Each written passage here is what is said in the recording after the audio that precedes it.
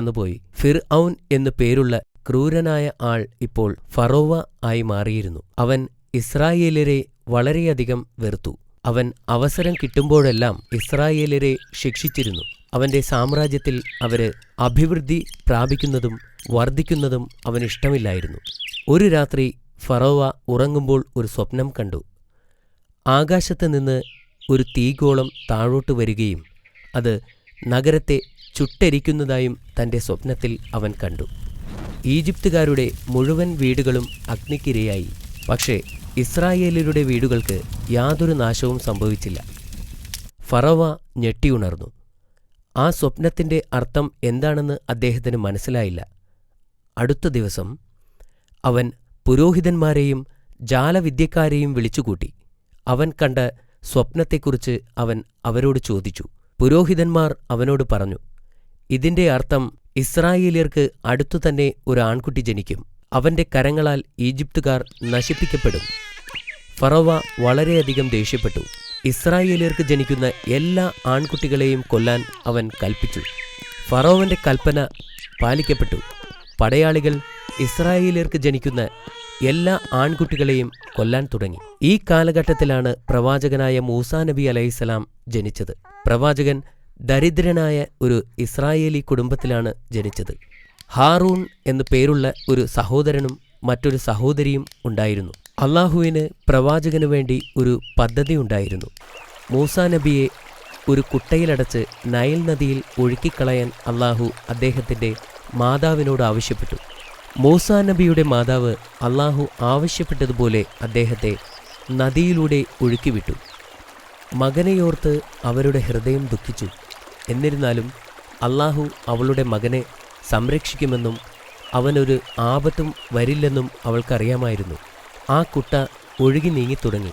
അപ്പോൾ അവൾ തൻ്റെ മകളോട് ആ കുട്ടയെ പിന്തുടരാൻ പറഞ്ഞു. തൻ്റെ മകന് ആപത്തൊന്നും വരില്ലെന്ന് ഉറപ്പാക്കാനായിരുന്നു അത്. വളരെ സമയം ആ കുട്ട പുഴയിലൂടെ ഒഴുകി നീങ്ങി. പ്രവാചകന്റെ സഹോദരി തൻ്റെ മാതാവ് നിർദ്ദേശിച്ചതുപോലെ കുട്ടിയെ പിന്തുടർന്നു. ദൈവം ആ കുട്ടയ്ക്ക് വഴികാട്ടിയായി. ഫിർഔന്റെ ഭാര്യ അരുവിയിൽ കുളിക്കുകയായിരുന്നു. അപ്പോൾ അവൾ ആ കുട്ട കണ്ടു. കുഞ്ഞിനെ കണ്ടപ്പോൾ അവനോട് സ്നേഹം തോന്നി. ഫറോവന്റെ ഭാര്യ ഫറോവയിൽ നിന്നും വളരെ വ്യത്യസ്തയായിരുന്നു. അവൾ വിശ്വാസിയായിരുന്നു. ദയയും കാരുണ്യവും ഉള്ളവളായിരുന്നു. ഒരു കുഞ്ഞിനു വേണ്ടി അവൾ നീണ്ട കാത്തിരിപ്പായിരുന്നു. അങ്ങനെ കുഞ്ഞിനെ കണ്ടപ്പോൾ അവൾ അവനെ ചുംബിക്കുകയും വാരിപ്പുണരുകയും ചെയ്തു. തൻ്റെ ഭാര്യ കുഞ്ഞിനെ ഉമ്മ വയ്ക്കുന്നതും കെട്ടിപ്പിടിക്കുന്നതും കണ്ടപ്പോൾ ഫറോവ അത്ഭുതപ്പെട്ടു. അവൻ ഇതിനു മുമ്പ് ഇങ്ങനെ കണ്ടിട്ടില്ലായിരുന്നു. ഈ കുഞ്ഞിനെ സംരക്ഷിക്കാൻ എന്നെ അനുവദിക്കണം. ഇവൻ നമുക്ക് ഒരു മകനായിരിക്കട്ടെ എന്ന് അവൾ ഭർത്താവിനോട് അഭ്യർത്ഥിച്ചു. ഫറോവയ്ക്ക് അവളെ നിരസിക്കാൻ കഴിഞ്ഞില്ല. അവർ കുഞ്ഞിനെ ദത്തെടുക്കാൻ തീരുമാനിച്ചു. കുറച്ചു കഴിഞ്ഞ് കുട്ടി വിശന്നു കരയാൻ തുടങ്ങി. രാജ്ഞി കുഞ്ഞിന് പാൽ കൊടുക്കാൻ വേണ്ടി ഏതാനും സ്ത്രീകളെ വിളിച്ചു വരുത്തി. എന്നാൽ അവരുടെ ആരുടെയും മുലപ്പാൽ കുടിക്കാൻ കുട്ടി തയ്യാറായില്ല. അപ്പോഴാണ് പടയാളികൾ മൂസാ നബിയുടെ സഹോദരിയെ രാജ്ഞിയുടെ അടുത്തേക്ക് കൊണ്ടുവന്നത്. ഈ പെൺകുട്ടി ഈ കുട്ടിയെ പിന്തുടരുകയായിരുന്നു. അവർ അവളോട് പറഞ്ഞു, ഞാൻ വെറും ആകാംക്ഷ കൊണ്ടാണ് ഇതിനെ പിന്തുടർന്നത്. ആ സഹോദരി മറുപടി പറഞ്ഞു. അവളുടെ സഹോദരൻ കരയുന്നത് കണ്ടപ്പോൾ അവൾ ദുഃഖം കാരണം അറിയാതെ പറഞ്ഞു, അവന് പാൽ കൊടുക്കാൻ ഒരാളെ എനിക്കറിയാം. ആ പെൺകുട്ടി പറഞ്ഞ സ്ത്രീയെ പിടിച്ചുകൊണ്ടുവരാൻ ഭടന്മാരോട് ആജ്ഞാപിച്ചു. പ്രവാചകന്റെ സഹോദരി അവരുടെ മാതാവിനെ കൊണ്ടുവന്നു. അവർ കുട്ടിയെ നെഞ്ചോട് ചേർത്തയുടനെ തന്നെ കുഞ്ഞ് പാൽ കുടിക്കാൻ തുടങ്ങി. ഇതെല്ലാം കണ്ടുകൊണ്ട് നിന്ന് ഫറോവ ആശ്ചര്യപ്പെട്ടു. നീ ആരാണ്? നിന്റേതൊഴികെ മറ്റെല്ലാ സ്ത്രീകളുടെയും പാല് കുടിക്കാൻ ഈ കുഞ്ഞ് വിസമ്മതിച്ചിരിക്കുന്നു. സത്യം പറഞ്ഞാൽ ഉടനെ അവനെ കൊല്ലുമെന്ന് പ്രവാചകന്റെ മാതാവിന് അറിയാമായിരുന്നു. അതുകൊണ്ട് അവൾ അവരോട് പറഞ്ഞു, എന്റെ പാലിന് നല്ല മധുരവും സുഗന്ധവുമാണ്. അതുകൊണ്ടാണ് കുട്ടി എന്നെ നിരസിക്കാത്തത്. അവളുടെ ഉത്തരം ഫറോവയ്ക്ക് തൃപ്തിപ്പെട്ടു. അയാൾ അവരെ പ്രവാചകന്റെ പരിചാരികയായി നിയമിച്ചു. മൂസാ നബി ഒരു രാജകുമാരനായി കൊട്ടാരത്തിൽ വളർന്നു. അള്ളാഹു അദ്ദേഹത്തിന് നല്ല ആരോഗ്യവും ശക്തിയും അറിവും ബുദ്ധിയും നൽകി. ഒരു ദിവസം അദ്ദേഹം പട്ടണത്തിലൂടെ നടന്നു പോവുകയായിരുന്നു. അപ്പോൾ ഒരു ഇസ്രായേലിനെ ഒരു ഈജിപ്ഷ്യൻ പടയാളി അടിക്കുന്നത് കണ്ടു. ഇസ്രായേലിൻ പ്രവാചകനെ കണ്ടപ്പോൾ അവൻ സഹായത്തിനായി അദ്ദേഹത്തോട് യാചിച്ചു. അദ്ദേഹം അയാളെ അടിക്കുന്നത് നിർത്താൻ പട്ടാളക്കാരനോട് ആവശ്യപ്പെട്ടു. പടയാളി അദ്ദേഹത്തിൻ്റെ അധികാരത്തെ ചോദ്യം ചെയ്തു. പ്രവാചകൻ ആദ്യം പടയാളിയോട് കാര്യം പറയാൻ ശ്രമിച്ചുവെങ്കിലും അവൻ അത് കേൾക്കാൻ തയ്യാറായില്ല.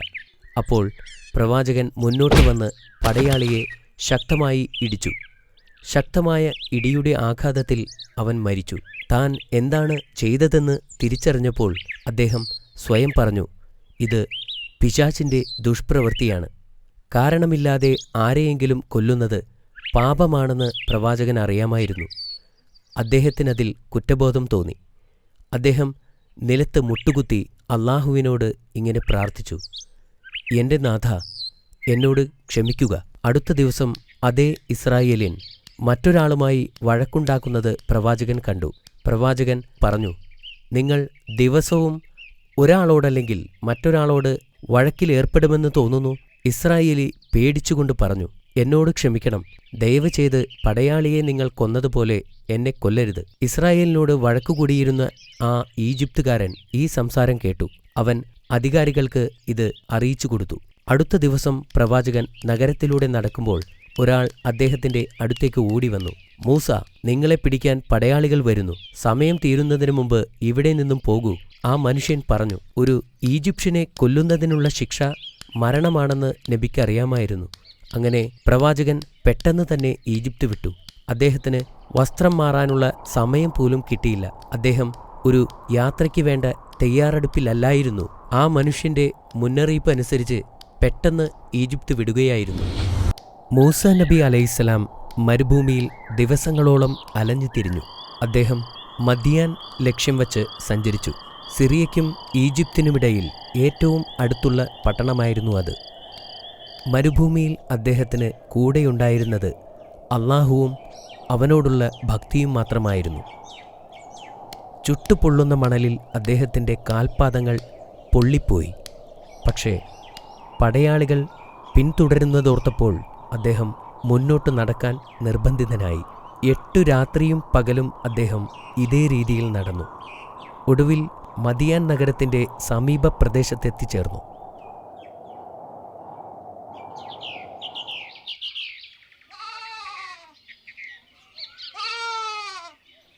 കുറേ ദൂരം നടന്നതിന് ശേഷം നഗരത്തിന് പുറത്തായി ഒരു നീരുറവയുടെ അടുത്തെത്തി. അവിടെ എത്തിയ ഉടൻ തന്നെ അദ്ദേഹം ഒരു മരത്തിൻ്റെ കീഴിലായി വിശ്രമിച്ചു. അപ്പോഴാണ് 2 സ്ത്രീകൾ ആടുകളുമായി നിൽക്കുന്നത് അദ്ദേഹത്തിൻ്റെ ശ്രദ്ധയിൽപ്പെട്ടത്. ജനക്കൂട്ടത്തെ സമീപിക്കാൻ മടിച്ചതുകൊണ്ട് അവർ ദൂരെ മാറി നിൽക്കുകയായിരുന്നു. ആ സ്ത്രീകൾക്ക് സഹായം ആവശ്യമുണ്ടെന്ന് പ്രവാചകൻ മനസ്സിലാക്കി. അദ്ദേഹം ഒരു ബഹുമാന്യനായതുകൊണ്ട് തൻ്റെ ദാഹം അവഗണിച്ചുകൊണ്ട് അവരുടെ അടുത്തേക്ക് ചെന്നു. ഞാൻ നിങ്ങൾക്ക് എന്തെങ്കിലും സഹായം ചെയ്യേണ്ടതുണ്ടോ? നിങ്ങൾ എന്തിനാണ് മാറി നിൽക്കുന്നത്? അദ്ദേഹം അവരോട് ചോദിച്ചു. അപ്പോൾ മുതിർന്ന സഹോദരി ഇങ്ങനെ മറുപടി പറഞ്ഞു, പുരുഷന്മാർ ആടുകൾക്ക് വെള്ളം കൊടുത്ത് തീരുന്നതുവരെ ഞങ്ങൾ കാത്തിരിക്കുകയാണ്. നിങ്ങൾ എന്തിനാണ് കാത്തു നിൽക്കുന്നത്? അദ്ദേഹം വീണ്ടും ചോദിച്ചു. ഞങ്ങൾ നിസ്സഹായരാണ്, അവർ പറഞ്ഞു. ഞങ്ങളുടെ പിതാവ് വളരെ പ്രായമായവനും ഈ ജനക്കൂട്ടത്തെ നേരിടാൻ ശക്തിയില്ലാത്തവനുമാണ്. പിന്നെ ഞങ്ങളിപ്പോൾ അങ്ങോട്ട് പോയാൽ അവർ ഞങ്ങളെ പിടിച്ച് തള്ളാൻ ശ്രമിക്കും. അതുകൊണ്ട് അവർ വെള്ളം കൊടുത്ത് തീർന്നതിന് ശേഷമാണ് ഞങ്ങൾ മൃഗങ്ങൾക്ക് വെള്ളം കൊടുക്കുന്നത്, അവർ വിശദീകരിച്ചു. പ്രവാചകൻ ആ സ്ത്രീകളുടെ ആടുകളെ വെള്ളത്തിനടുത്തേക്ക് കൊണ്ടുപോയി. പ്രവാചകൻ വെള്ളത്തിനടുത്തെത്തിയപ്പോൾ ആ ഇടയന്മാർ ഒരു വലിയ പാറ വച്ച് ആ കിണർ മൂടിയിരുന്നു. പ്രവാചകൻ ആ പാറയെ ഒരു കൈ ഉപയോഗിച്ച് ഉയർത്തി മാറ്റി. പ്രവാചകൻ കല്ലുയർത്തുന്നത് കണ്ടപ്പോൾ അവിടെ നിന്നിരുന്ന ജനങ്ങൾ അത്ഭുതപ്പെട്ടു. എന്നിട്ട് മൃഗങ്ങളെ വെള്ളം കുടിക്കാൻ അനുവദിച്ചു. പിന്നീട് അദ്ദേഹം തിരിച്ച് ആ മരത്തണലിലേക്ക് പോയിരുന്നു. അപ്പോഴാണ് അദ്ദേഹം താൻ വെള്ളം കുടിക്കാൻ മറന്നുവെന്ന് തിരിച്ചറിഞ്ഞത്. എൻ്റെ നാഥ, അദ്ദേഹം പ്രാർത്ഥിച്ചു, അങ്ങ് എനിക്ക് നൽകുന്ന പ്രതിഫലം എന്തായാലും അതിപ്പോൾ എനിക്ക് ആവശ്യമാണെന്ന് എനിക്ക് ഉറപ്പുണ്ട്. പതിവിലും നേരത്തെ തൻ്റെ മക്കൾ വീട്ടിലെത്തിയപ്പോൾ ആ പിതാവ് അത്ഭുതപ്പെട്ടു. തുടർന്ന് അവിടെ സംഭവിച്ചതെന്താണെന്നും അവർ നേരത്തെ വീട്ടിലെത്താനുള്ള കാരണവും ആ പെൺകുട്ടികൾ വിശദീകരിച്ചു. ഇത് കേട്ടപ്പോൾ അവരുടെ പിതാവ് അപരിചിതനോട് നന്ദി പറയാൻ ആഗ്രഹിച്ചു. അങ്ങനെ മൂസാ നബിയെ വീട്ടിലേക്ക് ക്ഷണിക്കാൻ അദ്ദേഹം തൻ്റെ പെൺമക്കളിൽ ഒരാളെ അയച്ചു. ഒരു മകൾ നബിയുടെ അടുത്ത് മടങ്ങിച്ചെന്ന്, എൻ്റെ പിതാവ് ഞങ്ങളുടെ ഭവനത്തിലേക്ക് നിങ്ങളെ ക്ഷണിക്കുന്നു എന്ന് പറഞ്ഞു. അദ്ദേഹം ക്ഷണം സ്വീകരിക്കുകയും ആ പെൺകുട്ടിയോടൊപ്പം അവളുടെ പിതാവിൻ്റെ അടുത്തേക്ക് പോവുകയും ചെയ്തു. അവർ വീട്ടിലെത്തിയപ്പോൾ നബി തന്നെ സ്വയം പരിചയപ്പെടുത്തുകയും അദ്ദേഹത്തിൻ്റെ ജീവിതകഥ അവരോട് പറയുകയും ചെയ്തു. പിന്നീട് അദ്ദേഹം ഈജിപ്തിൽ നിന്നും ഓടിപ്പോരാനുണ്ടായ കാര്യവും അവരോട് പറഞ്ഞു. അയ്യൂബ് നബി മൂസാ നബിയെ ആശ്വസിപ്പിച്ചുകൊണ്ട് പറഞ്ഞു, നിങ്ങൾ അക്രമികളിൽ നിന്നും രക്ഷപ്പെട്ടതിന് അള്ളാഹുവിനോട് നന്ദിയുള്ളവനായിരിക്കുക. ഇപ്പോൾ നിങ്ങൾ ആരെയും ഭയപ്പെടേണ്ടതില്ല. പ്രവാചകന്റെ സൗമ്യഭാവവും പെരുമാറ്റവും ആ പിതാവിനും മക്കൾക്കും ഇഷ്ടപ്പെട്ടു. കുറച്ചു ദിവസത്തേക്ക് അവരോടൊപ്പം താമസിക്കാൻ അവർ അദ്ദേഹത്തെ ക്ഷണിച്ചു. പ്രവാചകൻ വളരെ സന്തോഷത്തോടുകൂടി ആ ക്ഷണം സ്വീകരിക്കുകയും ചെയ്തു. മൂസാ നബി ഒരു വിശ്വാസയോഗ്യനാണെന്ന് ആ വീട്ടുകാർ തിരിച്ചറിഞ്ഞു. ഒരു ദിവസം വൃദ്ധനായ ആ പിതാവ് അദ്ദേഹത്തിൻ്റെ അടുത്തു ചെന്ന് പറഞ്ഞു, എൻ്റെ പെൺമക്കളിൽ ഒരാളെ താങ്കൾക്ക് വിവാഹം ചെയ്തു തരാൻ ഞാൻ ആഗ്രഹിക്കുന്നു. പ്രവാചകന് ഇത് കേട്ടപ്പോൾ സന്തോഷമായി. എന്നാൽ ഒരു വ്യവസ്ഥയിൽ അദ്ദേഹം പറഞ്ഞു, 8 വർഷക്കാലം എനിക്ക് വേണ്ടി പ്രവർത്തിക്കാൻ താങ്കൾ സമ്മതിക്കണം. പ്രവാചകൻ ആ അന്യദേശത്ത് ഒരു അപരിചിതനായിരുന്നു. തീർത്തും ഒറ്റപ്പെട്ടിരുന്ന അദ്ദേഹത്തിന് ആ പിതാവിൻ്റെ ആവശ്യം വളരെ ഉപകാരമായിരുന്നു. പ്രവാചകൻ അയ്യൂബ് നബിയുടെ മകളെ വിവാഹം കഴിക്കുകയും 10 വർഷക്കാലം അദ്ദേഹത്തിൻ്റെ മൃഗങ്ങളെ നോക്കി നടത്തുകയും ചെയ്തു. വർഷങ്ങൾ കടന്നുപോയി. അദ്ദേഹം താമസിക്കുന്നത് തൻ്റെ കുടുംബത്തിൽ നിന്നും തൻ്റെ ആളുകളിൽ നിന്നും വളരെ ദൂരെയായിരുന്നു. ഈ 10 വർഷക്കാലം പ്രവാചകനെ സംബന്ധിച്ചിടത്തോളം വളരെ പ്രധാനപ്പെട്ടതായിരുന്നു. വലിയ ഒരു തയ്യാറെടുപ്പിനുള്ള സമയമായിരുന്നു അത്. അദ്ദേഹം വാഗ്ദാനം ചെയ്തതുപോലെ മൂസാ നബി 10 വർഷത്തെ സേവനം പൂർത്തിയാക്കി. ഒരു ദിവസം പെട്ടെന്ന് അദ്ദേഹത്തിന് വീടിനെക്കുറിച്ചുള്ള ചിന്തകൾ മനസ്സിൽ വരാൻ തുടങ്ങി. തൻ്റെ കുടുംബത്തെക്കുറിച്ചും ഈജിപ്തിനെക്കുറിച്ചും അദ്ദേഹത്തിന് നഷ്ടബോധം തോന്നിത്തുടങ്ങി. ഈജിപ്തിലേക്ക് മടങ്ങിപ്പോകാൻ അദ്ദേഹം ആഗ്രഹിച്ചു. ആ രാത്രി പ്രവാചകൻ തൻ്റെ ഭാര്യയോട് പറഞ്ഞു, നാളെ നമ്മൾ ഈജിപ്തിലേക്ക് പോകും. അദ്ദേഹത്തിൻ്റെ ഭാര്യ സമ്മതിച്ചു. അവർ തങ്ങളുടെ സാധനങ്ങൾ എടുത്തുവെക്കാൻ തുടങ്ങി. മൂസാ നബി തൻ്റെ കുടുംബത്തോടൊപ്പം മദിയാൻ വിട്ടു മരുഭൂമിയിലൂടെ യാത്ര ചെയ്യാൻ തുടങ്ങി. ദിവസങ്ങളോളം യാത്ര ചെയ്തു. അവർ ഒടുവിൽ സീനായി പർവ്വതത്തിനടുത്തെത്തി. നമുക്ക് വഴി തെറ്റിയതായി തോന്നുന്നു, പ്രവാചകൻ പറഞ്ഞു. പ്രവാചകൻ ആശയക്കുഴപ്പത്തിലായതിനാൽ ആ രാത്രിയിൽ അവിടെ തങ്ങാൻ അദ്ദേഹം തീരുമാനിച്ചു. അദ്ദേഹം തീ കത്തിക്കാൻ വിറകന്വേഷിച്ചു പോയി.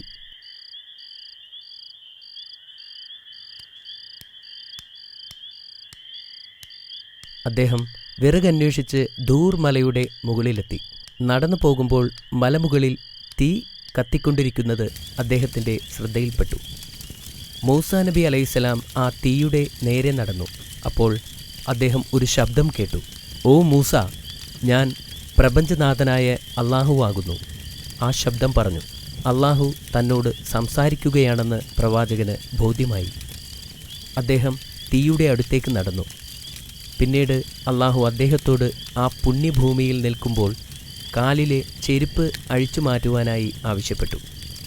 ഒരു പ്രത്യേക ദൗത്യത്തിനായി അദ്ദേഹത്തെ തിരഞ്ഞെടുക്കപ്പെട്ടു എന്ന് അള്ളാഹു വെളിപ്പെടുത്തി. അവൻ്റെ നിർദ്ദേശങ്ങൾ അനുസരിക്കാൻ അദ്ദേഹത്തോട് ആവശ്യപ്പെട്ടു. നിന്റെ വലതു കൈയിൽ എന്താണ്? അള്ളാഹു ചോദിച്ചു. ഇതെൻ്റെ വടിയാണ്, പ്രവാചകൻ പറഞ്ഞു. ഇതുപയോഗിച്ചാണ് ഞാൻ എൻ്റെ ആടുകൾക്ക് ഇലകളും കൊമ്പുകളും അടിച്ചു വീഴ്ത്തിയിടുന്നത്. നിന്റെ വടി താഴെയിടുക, ആ ശബ്ദം നിർദ്ദേശിച്ചു. ഉടനെ പ്രവാചകൻ അള്ളാഹു പറഞ്ഞതുപോലെ ആ വടി താഴെയിട്ടു. അത് പെട്ടെന്ന് ഒരു പാമ്പായി മാറി. അത് കണ്ട് മൂസാ നബി അലൈഹിസ്സലാം പേടിച്ച് ഓടാൻ തുടങ്ങി. പക്ഷേ ആ ശബ്ദം വീണ്ടും പറഞ്ഞു, ഭയപ്പെടാതെ നിങ്ങൾ വടിയെടുക്കുക, നാം അതിനെ പഴയ രൂപത്തിൽ തിരിച്ചു നൽകാം. പ്രവാചകൻ പാമ്പിനെ ഭയപ്പെട്ടു. എങ്കിലും അദ്ദേഹം ആ ശബ്ദത്തെ വിശ്വസിക്കുകയും പാമ്പിനെ പിടിക്കാനായി കൈ അതിൻ്റെ ദേഹത്ത് വയ്ക്കുകയും ചെയ്തു. ഉടൻ തന്നെ അത് തൻ്റെ പഴയ വടിയായി മാറി. സത്യത്തിൽ അദ്ദേഹം അള്ളാഹുവുമായി സംസാരിക്കുകയാണെന്ന് തിരിച്ചറിവുണ്ടായപ്പോൾ അദ്ദേഹത്തിൻ്റെ ഭയം കുറയുകയും സമാധാനമുണ്ടാവുകയും ചെയ്തു. അടുത്തതായി അള്ളാഹു അദ്ദേഹത്തോട് തൻ്റെ കൈകൾ കുപ്പായത്തിനുള്ളിൽ വയ്ക്കാൻ പറഞ്ഞു. പ്രവാചകൻ അള്ളാഹുവിൻ്റെ നിർദ്ദേശമനുസരിക്കുകയും പിന്നീട് കൈകൾ പുറത്തെടുത്തപ്പോൾ അത് മനോഹരമായി തിളങ്ങുന്നുമുണ്ടായിരുന്നു.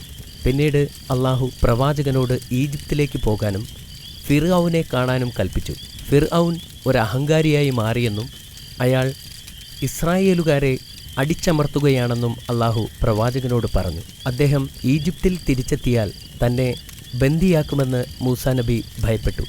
അദ്ദേഹം പറഞ്ഞു, ഓ അല്ലാഹ്, അവരിൽ ഒരാളെ ഞാൻ കൊന്നുപോയിട്ടുണ്ട്. അതിനാൽ അവർ എന്നെ കൊല്ലുമെന്ന് ഞാൻ ഭയപ്പെടുന്നു.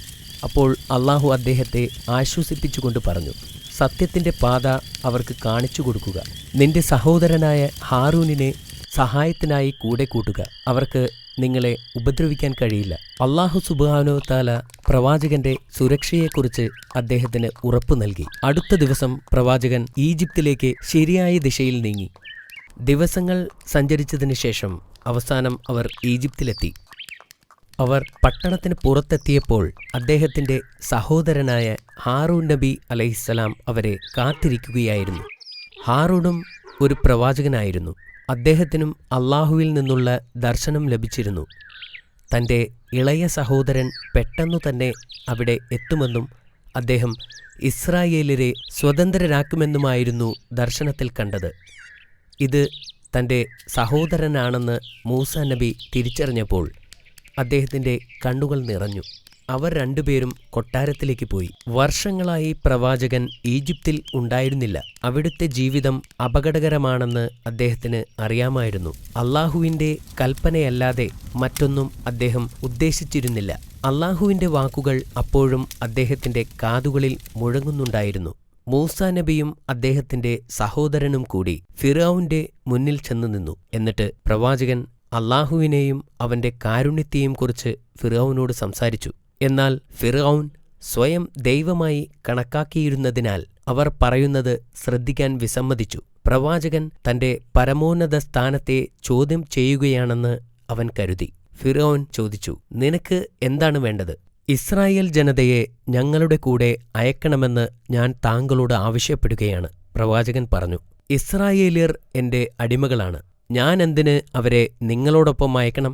അവർ നിങ്ങളുടെ അടിമകളല്ല, അള്ളാഹുവിൻ്റെ അടിമകളാണ് എന്ന് പ്രവാചകൻ പറഞ്ഞു. ഈ മറുപടി കേട്ട് ഫിർഔന് ദേഷ്യം വന്നു. നീ മൂസ അല്ലേ? പ്രവാചകൻ തലകുലുക്കി. അതെ എന്ന് പറഞ്ഞു. ഞങ്ങൾ നിന്നെ നൈൽ നദിയിൽ നിന്നും രക്ഷിച്ചു, നിന്നെ വളർത്തി വലുതാക്കി. ഒരു ഈജിപ്തുകാരനെ കൊന്നിട്ടുള്ള മൂസ അല്ലേ നീ?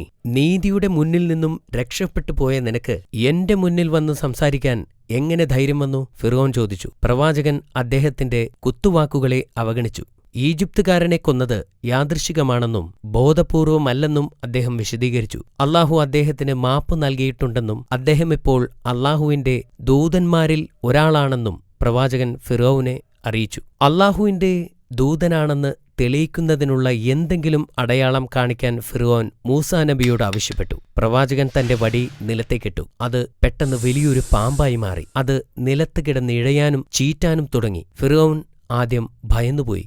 എന്നാൽ അത് പുറത്തു കാണിക്കാതിരിക്കാൻ അവൻ ശ്രമിച്ചു. ഫിർഔൻ അഹങ്കാരത്തോടെ പറഞ്ഞു, ഞങ്ങളുടെ രാജ്യത്ത് ധാരാളം ജാലവിദ്യക്കാരുണ്ട്. അവരുടേതിന് സമാനമായ ജാലവിദ്യയാണിത്. ഫിർഔൻ പ്രവാചകനെയും അദ്ദേഹത്തിന്റെ സഹോദരനെയും കൊട്ടാരത്തിൽ തടവിലാക്കി. അനന്തരം ഫിർഔൻ തന്റെ രാജ്യത്തുള്ള എല്ലാ ജാലവിദ്യക്കാരെയും കൊട്ടാരത്തിലേക്ക് ക്ഷണിച്ചുകൊണ്ട് ഒരു ദൂതനെ അയച്ചു. അവരുടെ ജാലവിദ്യ പ്രവാചകനേക്കാളും മികച്ചതാണെങ്കിൽ അവർക്ക് വലിയ സമ്മാനങ്ങൾ ഫിർഔൻ വാഗ്ദാനം ചെയ്തു. മത്സരത്തിന്റെ ദിവസമെത്തി. കൊട്ടാരത്തിൽ ആളുകൾ നിറഞ്ഞു. ജാലവിദ്യക്കാർ ഒരു ഭാഗത്തും പ്രവാചകനും സഹോദരനും മറുഭാഗത്തും നിലയുറപ്പിച്ചു. കൊട്ടാരത്തിലുള്ള മുഴുവൻ ആളുകളും ഫിർഔന്റെ ഭാഗത്തായിരുന്നു. പ്രവാചകനും സഹോദരനും തനിച്ചായിരുന്നു. മൂസാ നബി ആദ്യം മാന്ത്രികരോട് ജാലവിദ്യ കാണിക്കാൻ പറഞ്ഞു. കാരണം അവർ ഒരു നിരയിൽ തന്നെ 70ഓളം മാന്ത്രികരുണ്ടായിരുന്നു. മാന്ത്രികർ അവരുടെ കയ്യിലുള്ള വടിയും കയറും നിലത്തേക്കെറിഞ്ഞു. പെട്ടെന്ന് തന്നെ തറയിൽ ധാരാളം പാമ്പുകളെക്കൊണ്ട് നിറഞ്ഞു. പാമ്പുകൾ എല്ലായിടത്തും ഇഴഞ്ഞു നടന്നു. ഇത് കണ്ടപ്പോൾ ജനക്കൂട്ടം അത്ഭുതപ്പെട്ടു.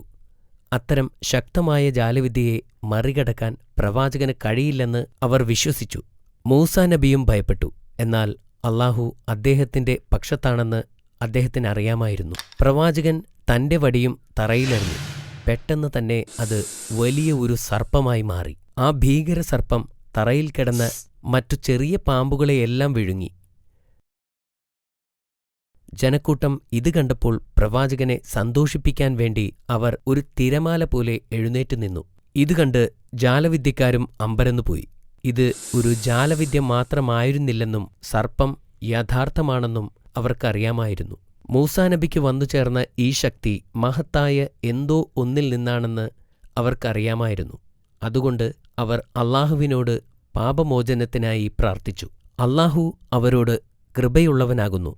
പക്ഷേ ഫിർഔൻ ഇത് കണ്ട് കോപാകുലനായി. എന്റെ സമ്മതമില്ലാതെ നിങ്ങൾക്കെങ്ങനെ അവന്റെ ദൈവത്തിൽ വിശ്വസിക്കാനാകും? അവൻ ദേഷ്യത്തോടെ ചോദിച്ചു, നിങ്ങൾക്കിഷ്ടമുള്ളത് ചെയ്യാം. എന്നാൽ നിങ്ങളെക്കാൾ കൂടുതലായി ഞങ്ങൾ അല്ലാഹുവിന്റെ ശിക്ഷയെ ഭയപ്പെടുന്നു. മാന്ത്രികർ മറുപടി പറഞ്ഞു. മൂസാ നബി ഇസ്രായേലിനെ മോചിപ്പിക്കാൻ ആവശ്യപ്പെട്ടപ്പോൾ തന്റെ പ്രശ്നങ്ങൾ അവൻ തിരിച്ചറിഞ്ഞു. തന്റെ സാമ്രാജ്യം ഇസ്രായേലരുടെ ഭയത്തിൽ നിന്ന് ഉണ്ടായതാണെന്നും എല്ലാവരും അവനെ ദൈവമായിട്ടാണ് കാണുന്നതെന്നും തന്റെ രാജ്യം വിസ്മരിക്കപ്പെടുമെന്നോർത്ത് അവൻ ദുഃഖിച്ചു. ഫിർഔന് ഇതൊരു ഭീഷണിയായി തോന്നി. അവൻ പെട്ടെന്നുതന്നെ മന്ത്രിമാരുടെയും ഉദ്യോഗസ്ഥന്മാരുടെയും ഒരു യോഗം വിളിച്ചുകൂട്ടി. ഞാനൊരു കളവ് പറയുന്നവനാണോ ഹമാൻ? ഒരു ചോദ്യത്തോടെ അയാൾ കാര്യത്തിലേക്ക് കടന്നു. ഹമാൻ ചോദിച്ചു, താങ്കൾ ഒരു നുണയനാണെന്ന് പറയാൻ ധൈര്യപ്പെട്ടതാരാണ്? സ്വർഗത്തിൽ ദൈവമുണ്ടെന്ന് മൂസ പറഞ്ഞില്ലേ? മൂസ കള്ളം പറഞ്ഞതാണ്, ഹമാൻ പറഞ്ഞു. അപ്പോൾ ഫിർഔൻ പ്രവാചകനെ പിൻപറ്റുന്നവരെ ദ്രോഹിക്കുവാനും കൊന്നുകളയുവാനും കൽപ്പിച്ചു. സൈനികർ ഇസ്രായേലരെ ദ്രോഹിക്കാൻ തുടങ്ങി. അവർ പുരുഷന്മാരെ കൊന്നുകളഞ്ഞു. അവർ കുഞ്ഞുങ്ങളെപ്പോലും വെറുതെ വിട്ടില്ല. അവരെ എതിർത്തവരെ അവർ തടവിലാക്കി. ഈ ക്രൂരമായ പ്രവൃത്തി കണ്ട് പ്രവാചകൻ നിസ്സഹായനായി നോക്കി നിന്നു. ജനങ്ങളോട് ക്ഷമയോടെ കാത്തിരിക്കുവാനും അല്ലാഹുവിൽ വിശ്വാസമർപ്പിക്കുവാനും അദ്ദേഹം ആവശ്യപ്പെട്ടു.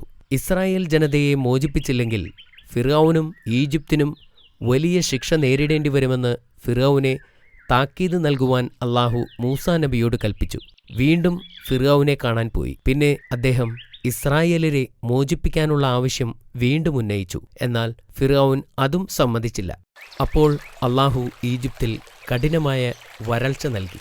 നൈൽ നദിയിലെ പച്ചപ്പുകളും ഫലഭൂവിഷ്ടമായ താഴ്വരകളും വാടിപ്പോവുകയും കരിഞ്ഞുണങ്ങുകയും ചെയ്തു. കൃഷികൾ നശിച്ചു. മൃഗങ്ങൾ ചത്തൊടുങ്ങി. ഈജിപ്തുകാർ ക്ഷാമം മൂലം കഷ്ടപ്പെട്ടു. അപ്പോഴും ഫിർഔൻ അനുസരിക്കാൻ മടിക്കുകയും അഹങ്കാരിയായി തുടരുകയും ചെയ്തു. പിന്നീട് ഈജിപ്തിനെ നശിപ്പിക്കാൻ അല്ലാഹു ഒരു വലിയ വെള്ളപ്പൊക്കം സൃഷ്ടിച്ചു. ഗ്രാമങ്ങൾ വെള്ളത്തിൽ മുങ്ങിപ്പോയി. വിളകൾ നശിപ്പിക്കപ്പെട്ടു. ധാരാളം ഈജിപ്തുകാർ കൊല്ലപ്പെട്ടു. പിന്നീട് മുഖ്യമന്ത്രിമാർ മൂസാ നബിയോട് അപേക്ഷിച്ചു, മൂസ, ഞങ്ങളെ സഹായിക്കണം. അവർ കരഞ്ഞു പറഞ്ഞു, ഞങ്ങളിൽ നിന്ന് ഈ ശിക്ഷ ഇല്ലാതാക്കുന്ന പക്ഷം താങ്കളെയും താങ്കളുടെ ദൈവത്തെയും ഞങ്ങൾ വിശ്വസിക്കുകയും ഇസ്രായേൽ സന്തതികളെ താങ്കളുടെ കൂടെ അയച്ചു തരികയും ചെയ്യുന്നതാണ്. അപ്പോൾ പ്രവാചകൻ അല്ലാഹുവിനോട് പ്രാർത്ഥിക്കുകയും ഭൂമി സാധാരണ നിലയിലായിത്തീരുകയും ചെയ്തു. പക്ഷേ ഇസ്രായേലുകാർ അപ്പോഴും അടിമകളായി തന്നെ തുടർന്നു. വാഗ്ദാനം നൽകിയതുപോലെ അവർ അവരെ മോചിപ്പിച്ചില്ല. അവരുടെ വാഗ്ദാനം നിറവേറ്റാൻ മൂസാ നബി അവരോട് ആവശ്യപ്പെട്ടു. അവർ അദ്ദേഹത്തിന്റെ ആവശ്യം അവഗണിച്ചുകൊണ്ട് തിരിഞ്ഞു നടന്നു. അദ്ദേഹം വീണ്ടും അല്ലാഹുവിനെ വിളിച്ചപേക്ഷിച്ചു. ഈ സമയത്ത് അല്ലാഹു വിളകൾ നശിപ്പിക്കുന്ന വലിയ പ്രാണികളെ ഈജിപ്തിലേക്ക് അയച്ചു. അവ വിളകൾ നശിപ്പിക്കുകയും തിന്നു തീർക്കുകയും ചെയ്തു. സഹായം തേടി ആളുകൾ പ്രവാചകന്റെ അടുത്തേക്ക് ഓടിവന്നു. ആ പ്രാണികളെ ഓടിക്കുകയാണെങ്കിൽ ഇസ്രായേലരെ കൊണ്ടുപോകാമെന്ന് മുഖ്യമന്ത്രി വാഗ്ദാനം നൽകി. പ്രവാചകൻ വീണ്ടും അല്ലാഹുവിനോട് അപേക്ഷിച്ചു. അപ്പോൾ പ്രാണികളെല്ലാം പോയി. എന്നാൽ ഇപ്പോഴും തങ്ങൾ വാഗ്ദാനം ചെയ്തതുപോലെ ഇസ്രായേലരെ അവർ മോചിപ്പിച്ചില്ല. അല്ലാഹു ഇത്തവണ ഈജിപ്തുകാരുടെ ഇടയിൽ രോഗബാധ വരുത്തി.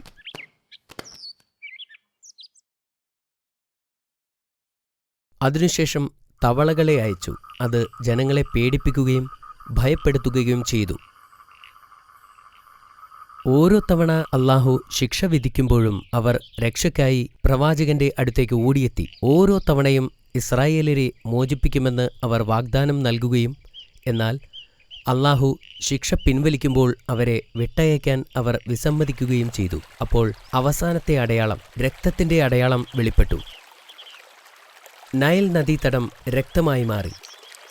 ഇസ്രായേലിയർ നദിയിൽ നിന്നും വെള്ളം കുടിച്ചപ്പോൾ അത് സാധാരണ വെള്ളമായിരുന്നു. എന്നാൽ ഏതെങ്കിലും ഈജിപ്ഷ്യൻ വെള്ളമെടുത്താൽ അത് രക്തമായി മാറും.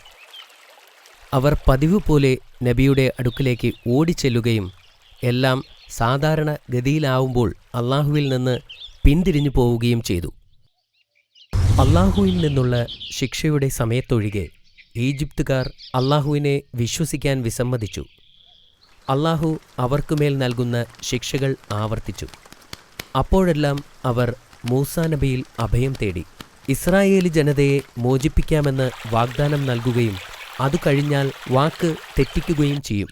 അവസാനം ഇനി അവരോട് കരുണ കാണിക്കേണ്ടതില്ലെന്ന് അള്ളാഹു തീരുമാനിച്ചു. മൂസാ നബിയോട് അദ്ദേഹത്തിൻ്റെ അനുയായികളുമായി ഈജിപ്തിൽ നിന്നും പോകാൻ അള്ളാഹു കൽപ്പിച്ചു. അവർ അവരുടെ വസ്ത്രങ്ങളും മറ്റു സാധനങ്ങളുമായി മൂസാ നബിയോടൊപ്പം പുറപ്പെട്ടു.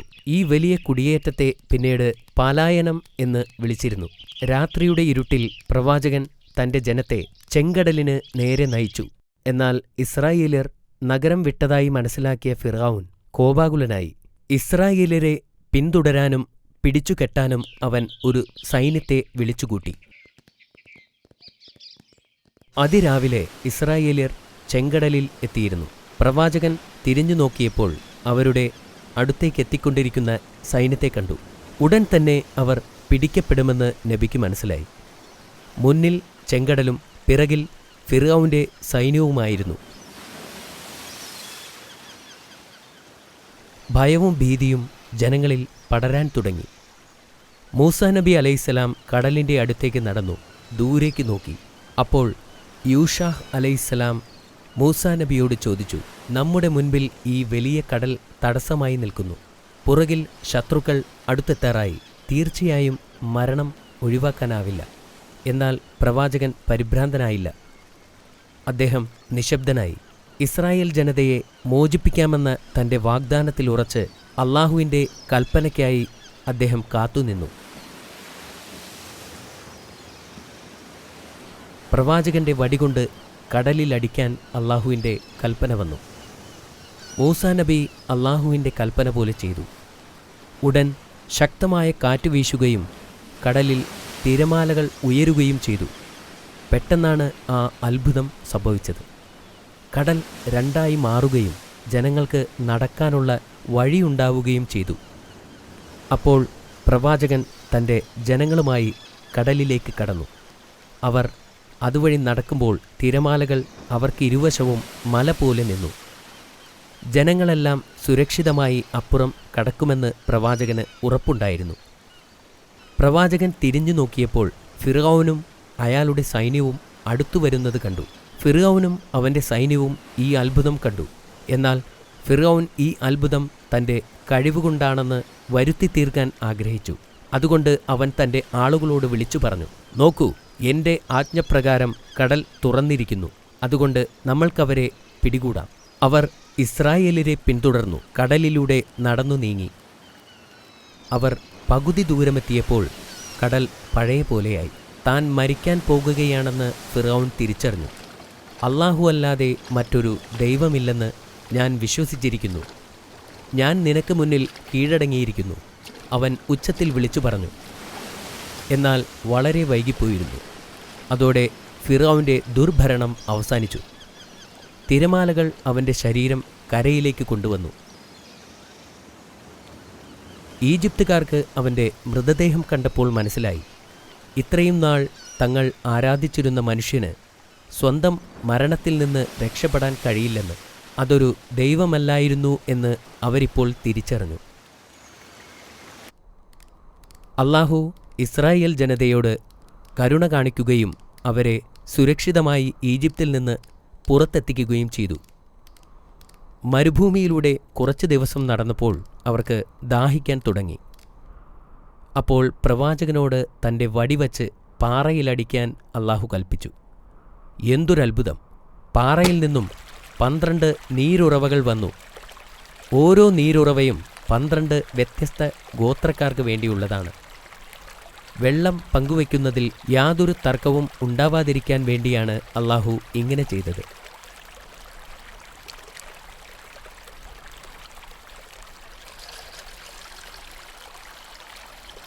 സൂര്യന്റെ ചൂടിൽ നിന്നും അവരെ രക്ഷിക്കാൻ അള്ളാഹു മേഘങ്ങളെ അയച്ചു. അവർക്ക് വിശന്നപ്പോൾ മന്ന എന്ന പ്രത്യേക സ്വാദിഷ്ടമായ ഭക്ഷണം അള്ളാഹു അവർക്കെത്തിച്ചു.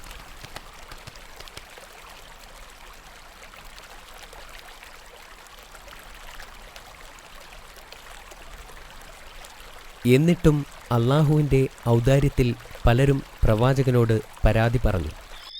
മൂസാ നബി ജനങ്ങളെ ശകാരിക്കുകയും അടിമത്വത്തിൽ നിന്ന് ഇപ്പോൾ മോചിപ്പിക്കപ്പെട്ടിട്ടേയുള്ളൂ എന്ന് ഓർമ്മിപ്പിക്കുകയും ചെയ്തു. അതിൽ സന്തോഷിക്കാനും അള്ളാഹുവിൻ്റെ ഔദാര്യത്തിന് നന്ദി പറയാനും ആവശ്യപ്പെട്ടു. ഇസ്രായേല്യർ മന്ന ഭക്ഷണം കഴിച്ച് മടുക്കുകയും യാത്ര ചെയ്ത് ക്ഷീണിക്കുകയും ചെയ്തിരുന്നു. യഥാർത്ഥത്തിൽ കനാൻ എന്നു പേരുള്ള ഒരു സ്ഥലമുണ്ടോ എന്ന് അവർ അത്ഭുതപ്പെട്ടു. എവിടേക്കാണ് പോകേണ്ടത് എന്നറിയാതെ ജനങ്ങൾ ദിവസങ്ങളോളം മരുഭൂമിയിലൂടെ സഞ്ചരിച്ചു. ഒടുവിലവർ സീനായിൽ പ്രവേശിച്ചു. ഈജിപ്തിലേക്ക് പോകുന്നതിന് മുമ്പ് ദൈവത്തോട് സംസാരിച്ച സ്ഥലമായിരുന്നു ഇതെന്ന് നബിക്ക് മനസ്സിലായി. മൂസാ നബി അലൈഹിസ്സലാം ആ പർവ്വതത്തിലേക്ക് കയറാൻ തീരുമാനിച്ചു. അദ്ദേഹം വരുന്നതുവരെ ജനങ്ങളുടെ ഉത്തരവാദിത്വം സഹോദരൻ ഹാറൂനിനെ ഏൽപ്പിച്ചു. എന്നാൽ മല കയറുന്നതിന് മുമ്പ് 30 ദിവസം നോമ്പെടുക്കാൻ അള്ളാഹു പ്രവാചകനോട് കൽപ്പിച്ചു. 30-ാം ദിവസം വീണ്ടും 10 ദിവസം കൂടി നോമ്പെടുക്കാൻ അള്ളാഹു കൽപ്പിച്ചു. ഉപവാസം പൂർത്തിയായപ്പോൾ ഒരിക്കൽ കൂടി അള്ളാഹുവിനോട് സംസാരിക്കാൻ പ്രവാചകൻ തയ്യാറായി. പിന്നെ അദ്ദേഹം മല കയറാൻ തുടങ്ങി. മലകയറ്റം വളരെ പ്രയാസമേറിയതായിരുന്നു. അദ്ദേഹം മലമുകളിലെത്തിയപ്പോൾ അള്ളാഹു അദ്ദേഹത്തിന് 2 ചെറുഗ്രന്ഥങ്ങൾ കൊടുത്തു. ഇസ്രായേലരെ ഭരിക്കാനുള്ള പ്രത്യേക നിയമങ്ങൾ എഴുതപ്പെട്ടതായിരുന്നു അത്. മൂസാ നബി പോയിട്ട് 40 ദിവസങ്ങളായി. ജനങ്ങൾ അക്ഷമരായി. അവർക്കിടയിൽ നിന്നും സമീരി എന്നു പേരുള്ള തിന്മയിലേക്ക് കൂടുതൽ ചായ്വുള്ള ഒരാൾ വന്നു. പ്രവാചകൻ അവരെ വിട്ടു പോകുമെന്നും അതുകൊണ്ട് അവരെ നയിക്കാൻ മറ്റൊരാൾ വേണമെന്നും നിർദ്ദേശിച്ചു. ശരിയായ മാർഗനിർദ്ദേശം നൽകാൻ യഥാർത്ഥ ദൈവം നിങ്ങൾക്കുണ്ടാകണം. അവൻ ഇസ്രായേല്യരോട് വിളിച്ചു പറഞ്ഞു, ഞാൻ നിങ്ങളെ സഹായിക്കാം. ആദ്യം അവരുടെ ആഭരണങ്ങളെല്ലാം ശേഖരിച്ചു. നിലത്ത് ഒരു കുഴി കുഴിച്ചു. അതിൽ ആഭരണങ്ങളിട്ട് അവൻ തീ കത്തിച്ചു. അതിൽ നിന്നൊരു പ്രതിമയെ ഉണ്ടാക്കി.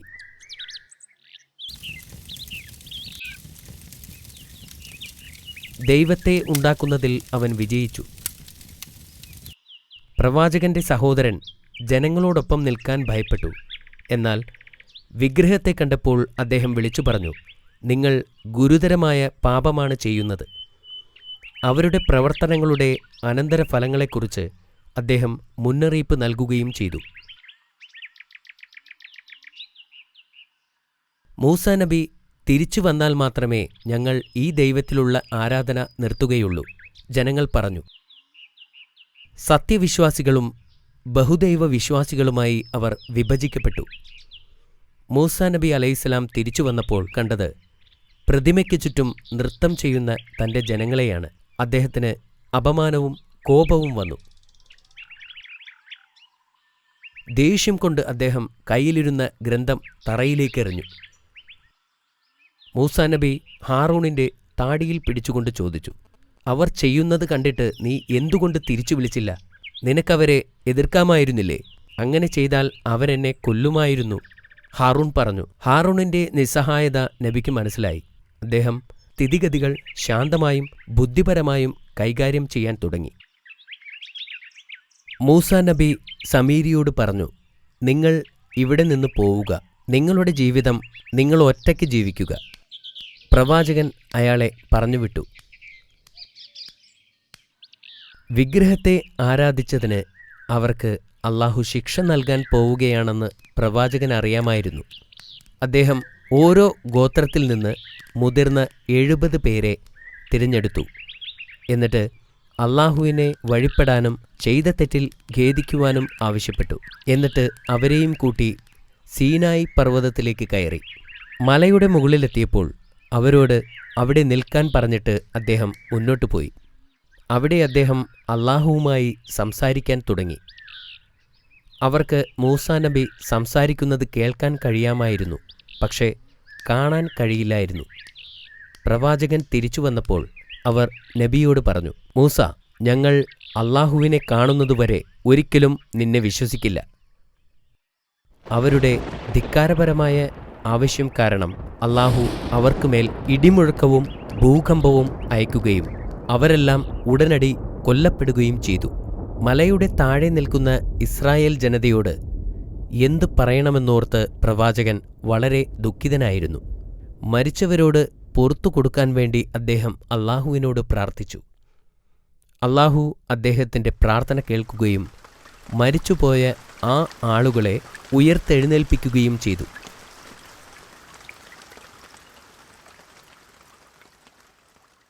ഇസ്രായേല്യർ വളരെ കാലം മരുഭൂമിയിലൂടെ അലഞ്ഞു നടന്നു.